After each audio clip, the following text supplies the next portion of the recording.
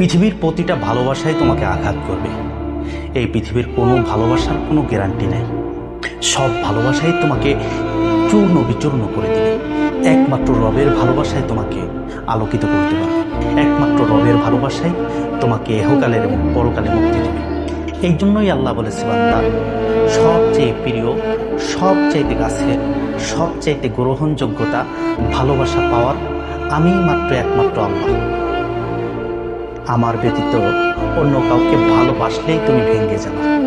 কারণ এই দুনিয়াতে তুমি যা কিছুই দেখতে পাও সব কিছুই হচ্ছে অমাল হায়াতুদ দুনিয়া ইল্লা মাতাউল গুরুর। এটা হচ্ছে ধোঁকার সামগ্রী মাত্র।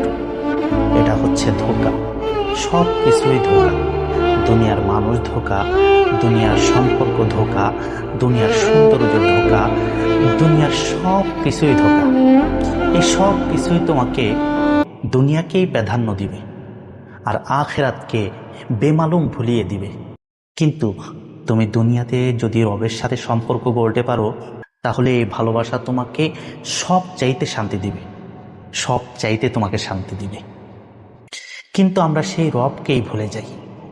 আমাকে যে সৃষ্টি করেছে তাকেই ভুলে যাই। কত আহাম্মক আমরা! মানে আমাকে যে সৃষ্টি করেছে, কাল্লা লাউ তা'লামুনা ইলমাল ইয়াকিন, একিন দিয়া কখনো আমরা চিন্তা ভাবনা করি না, আমরা কখনো বুঝে উঠতে পারি না। এজন্য আল্লাহ তাআলা বলেছেন, ওয়াকাফা বিল্লাহি ওয়ালিয়া, আমি তোর অভিভাবক হিসেবেই যথেষ্ট। ওয়াকাফা বিল্লাহি নাসিরা, আমি তোর সাহায্যকারী হিসেবেই যথেষ্ট।